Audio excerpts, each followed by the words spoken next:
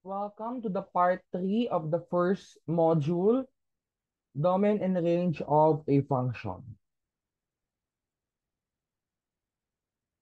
Since we have already discussed from the previous lectures the definition of domain and range, now let's proceed to know more about the other notations on how domain and range are written, or basically any set.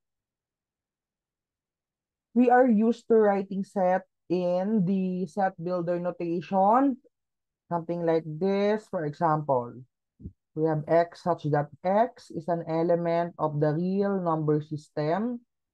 For example, let us denote this as set A, something like that. Alternatively, we can write the set using interval notation, specifically when we want to involve boundaries on the specific values. Okay, let's discuss about the interval notation. Let A, B, and X be in the real number set. We have here the four inequalities. X is less than B but greater than A. The interval notation for that is the open interval from A to B. Okay, we read this as open interval from A to B. Here sa interval notation na to, hindi kasama yung A and B. For example, let's say A is the set of X such that X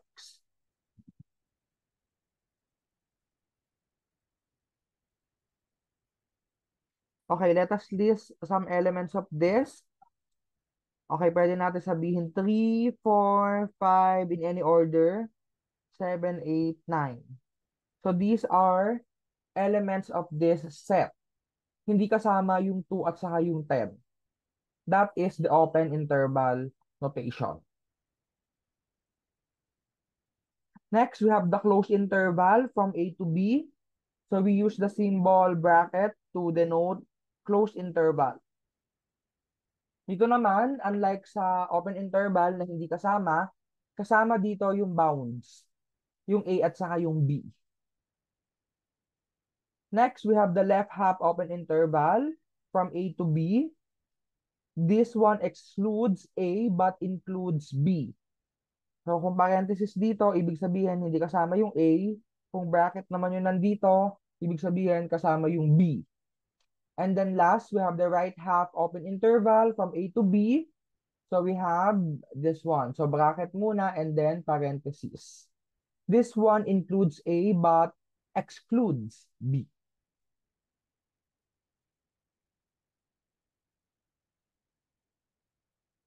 Most of the time, it is convenient to express the set using the interval notation because may bounds tayo. Alam natin kung paano lalagyan ng limit or ng boundaries yung ating set, lalo na kung it involves numbers. Okay, here, let's have 5 examples. Let us list at least 5 elements if applicable to the following sets. Number 1, set A is a set of A such that A is an element of the open interval -1 to 10 and A is an element of the real number set. So, etong symbol na to, if you're not familiar with that, it means end.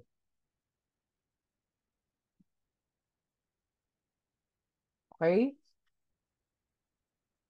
Tapos, meron tayong dalawang condition kasi. So, first, dapat element yung small a nung interval. Tapos, yung pangalawa, element ng real number set. So, dapat masunod pareho yung condition na yon. Kapag naman sinabi natin real number, it's just simply a number, any number within this interval.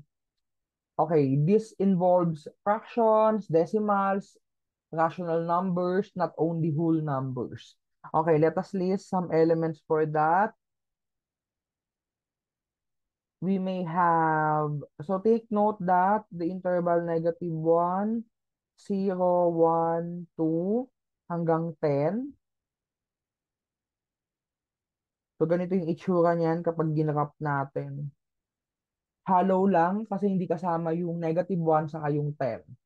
Okay, lahat ng mga numbers in between these, pwede nating ilista. So we have 0, 2.5, 3.2, negative 0.2, and positive 8. Okay. Ayan, lahat yan, elements yan ng set na ito. And all of them are real numbers. Okay, next. A is a set of A such that A is an element of the closed interval, negative 1 to 3, and A is a rational number. So ito namang Q, please take note of that. So ito naman yung rational number set. Okay, pag sinabi natin rational, pwede natin ma-express as a fraction. For example, sige, gawa tayo ng mga examples.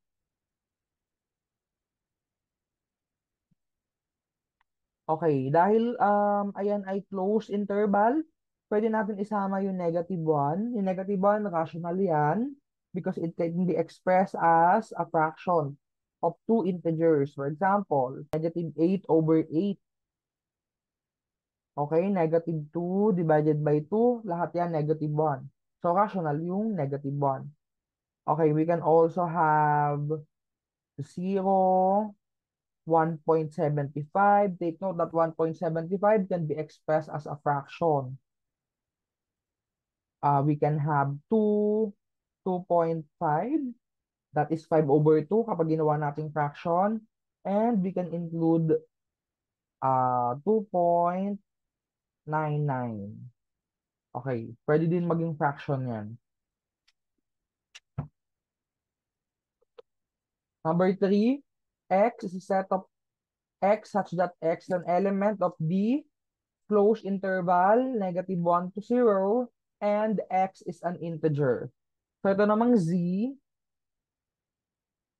integer set naman to. So always remember the symbols that we use here because we will use them throughout our course.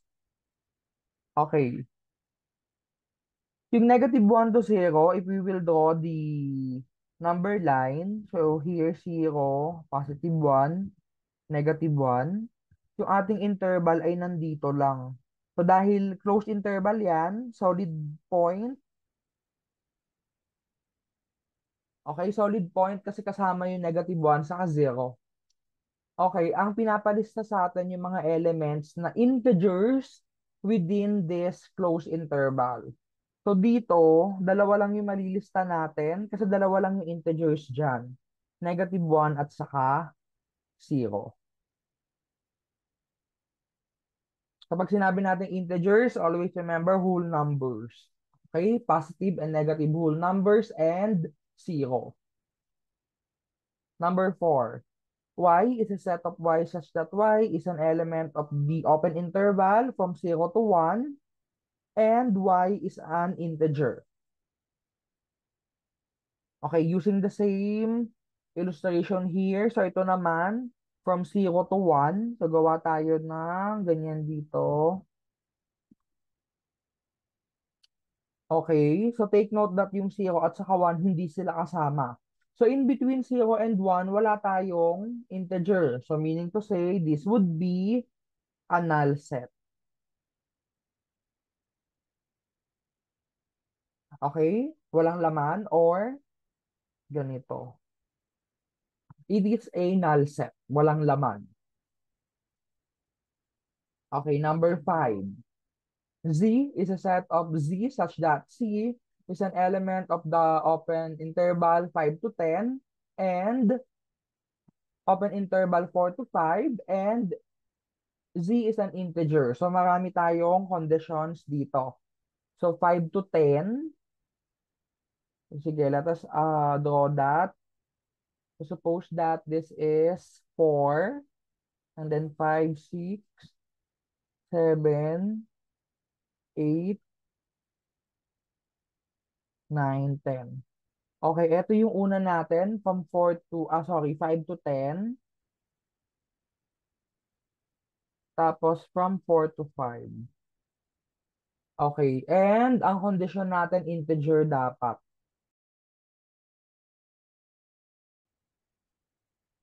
Now, let's talk about the domain and range of a function. So we have discussed this already on the lecture 1.1.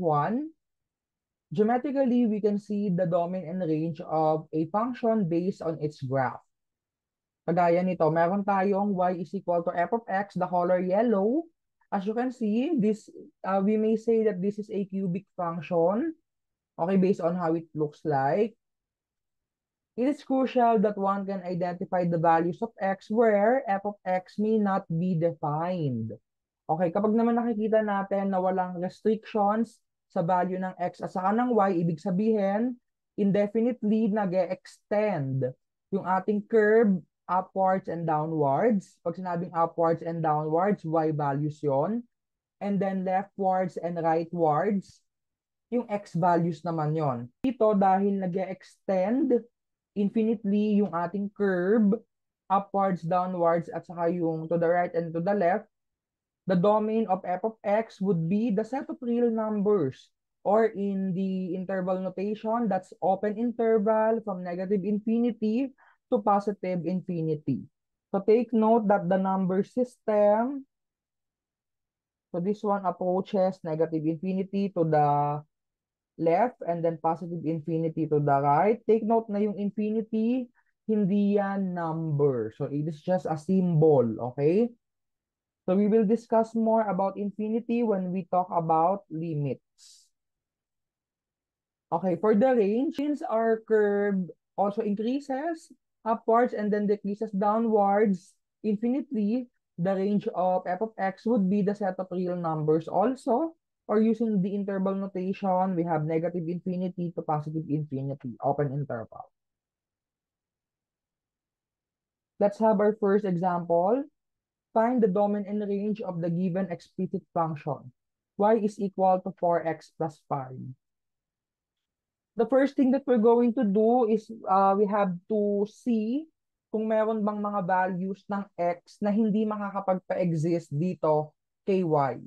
We all know that hindi lang naman yan mag-e-exist kapag undefined or kapag merong definition. For example, sa mga transcendental functions, we'll talk about that later. But here, algebraic lang naman to, y is equal to 4x plus 5. So this is a line. Okay? Kapag tinry natin na 0 yung value, mag-e-exist pa rin yung y. So y would be 5. Okay, kapag ginawa naman natin negative yung x, mag-e-exist pa rin yung y. Kapag positive yung value ng x, mag-e-exist pa rin yung y. Kapag decimal, mag-e-exist pa rin si y. Kapag may square root, mag-e-exist pa rin si y. It is still a number. So meaning to say, the domain of y, or simply capital D, you will see in various references that the symbol for domain would be capital D, or you may use dom y, the domain of y. Okay, the domain would be, you may write this as this, x such that x is an element of the real number set, or you may simply write this one. Open interval from negative infinity to positive infinity. Okay, next, let's have the range. The range of y, or capital R. So ito naman, we have y such that y. So dahil line yan, kapag ginrap natin yung line, parehong sa lahat ng direksyon, sa apat na direksyon, nag-i-increase sila nang hindi napuputol. So y such that y is an element as well of the real number set, or you may write this as open interval from negative infinity to positive infinity. Okay, this is the answer. Okay, example number 2. Find the domain and range of the given explicit function y is equal to x squared minus 1. Intuitively, you know that this is a parabola opening upwards. Okay, when we draw a parabola,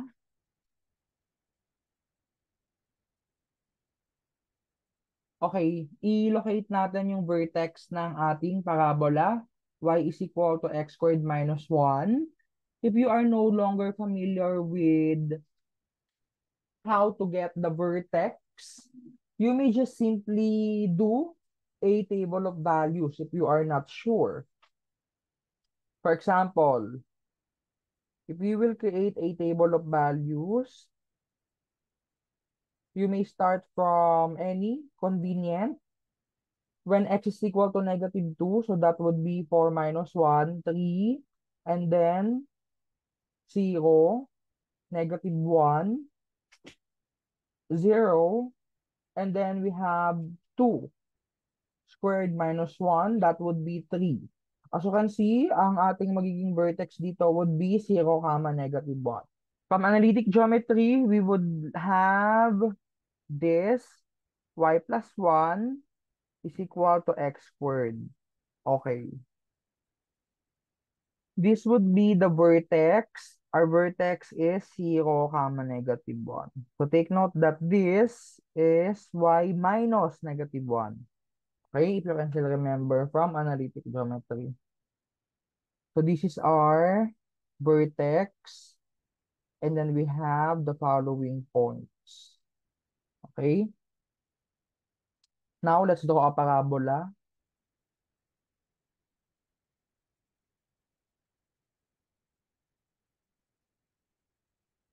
Okay. Now that we have already drawn the parabola, we can now get the domain of it. Okay, for the domain of it, this one would be the set of real numbers. Take note na yung mga x natin ay masasakop lahat. So, hahaba pa tong parabola na to, papunta sa kanan, papunta sa kaliwa, lahat ng real numbers ay masasakop. And then for the range, as you can see, yung ating parabola ay nag-exist lamang from the vertex upwards. Okay, ibig sabihin dito sa part na to, hindi na nag-exist yung ating parabola. So here our range would be, alright, how would we write our range? So we have the closed interval, negative 1 to positive infinity. So we have the closed open interval. Kita natin na magmula dito, pataas, mag-extend yung ating y o mag-increase yung ating y. Without graphing, pwede natin gawin ganito yung ating solution to find the range. For example, y is equal to x squared minus 1. Solve for x. So we have y plus 1 is equal to x squared. Take the square root of both sides. And then let us switch the left and right hand sides using the symmetric property of equality. There. Take note that y here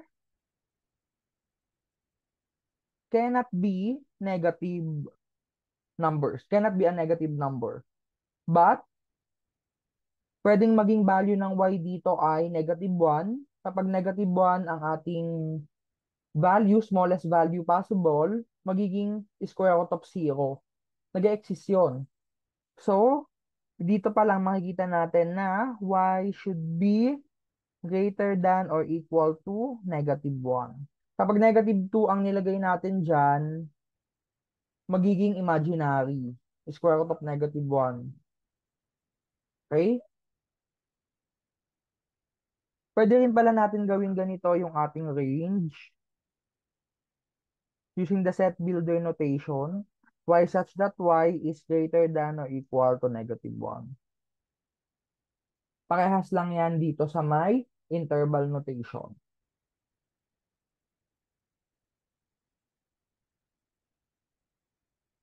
Okay, next, find the domain and range of y is equal to square root of x plus 2.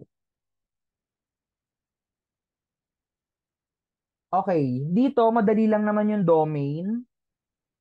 Now that it involves a radical, square root of x, ang mga hindi lang pwedeng maging values ng x ay negative numbers. Okay. So here we will have the 0 to positive infinity or x such that x is greater than or equal to 0. Okay. Again, hindi pwedeng maging negative yung value ng x. 0 pwede. So included yung 0. Okay, next, let's have the range. For the range, let's try to solve for x. So y is equal to square root of x plus 2. Okay, y minus 2 is equal to square root of x. Pagbaliktad natin sila. Okay, take the root of both sides of the equation. Sorry. Okay, let us square both sides of the equation. We have x is equal to y minus 2 quantity square. So here, para mag-exist yung x, y can assume any value. However, we have to be careful. Sometimes kailangan natin i-graph yung ating function. Create lang tayo ng table of values. Okay, pwede na tayo mag-start sa 0. Yung mga negative numbers, pwede na natin hindi isama kasi hindi naman natin kailangan na. Pwede din tayo mag-start na sa 4. Okay, bakit 4? Kasi perfect square yon. Okay.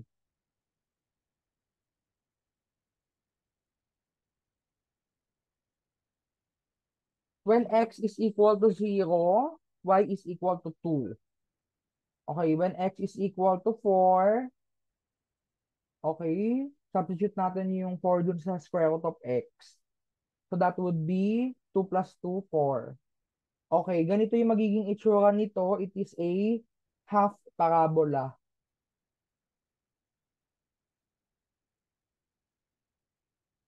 Okay. Now, makikita na natin yung range ng ating graph. Okay, so our function only exists here. Okay, so what would be our range?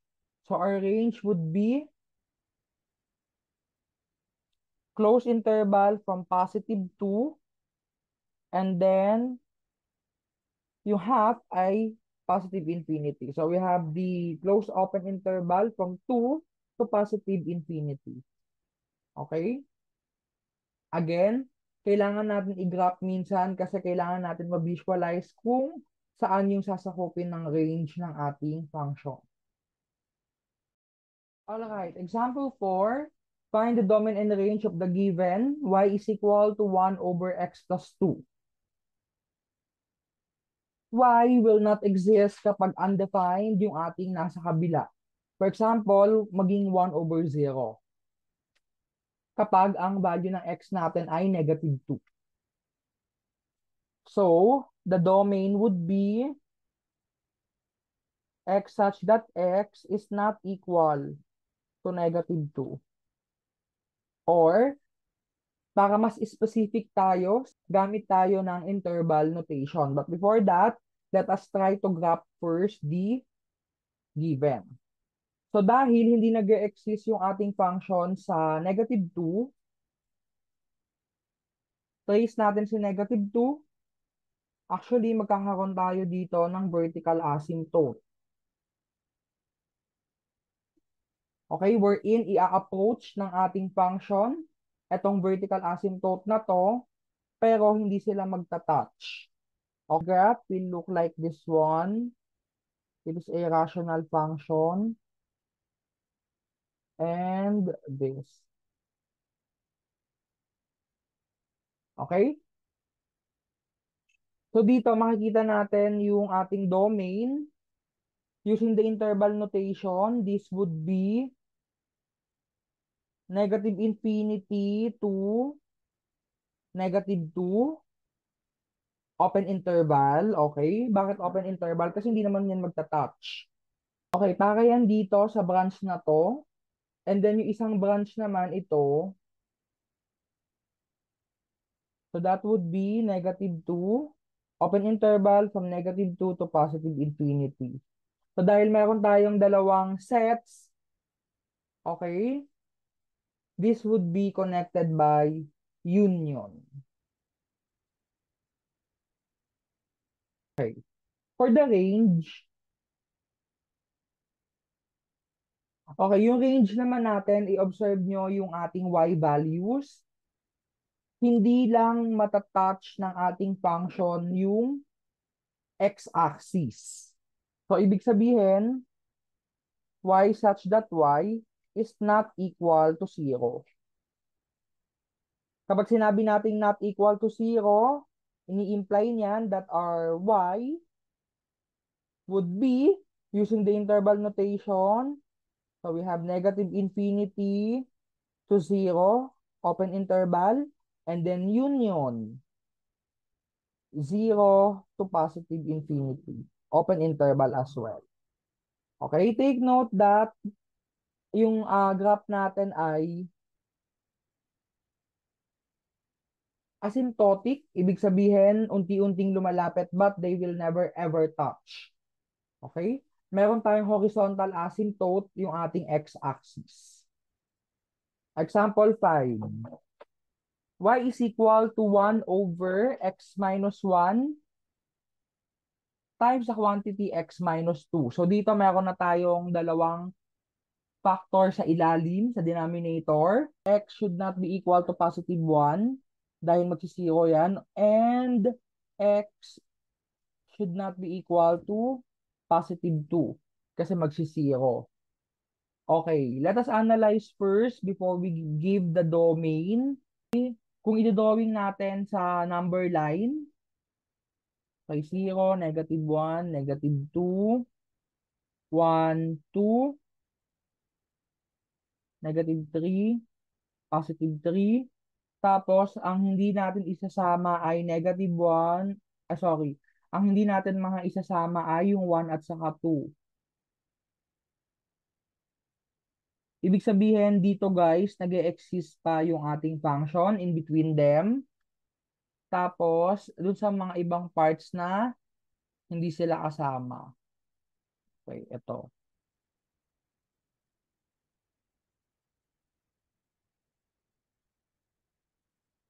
Paano natin susulat to using the interval notation? So, the domain would be open interval from negative infinity to positive 1. Union, open interval from 1 to 2. Union, open interval from 2 to positive infinity. So, meron tayong tatlong branch. Okay?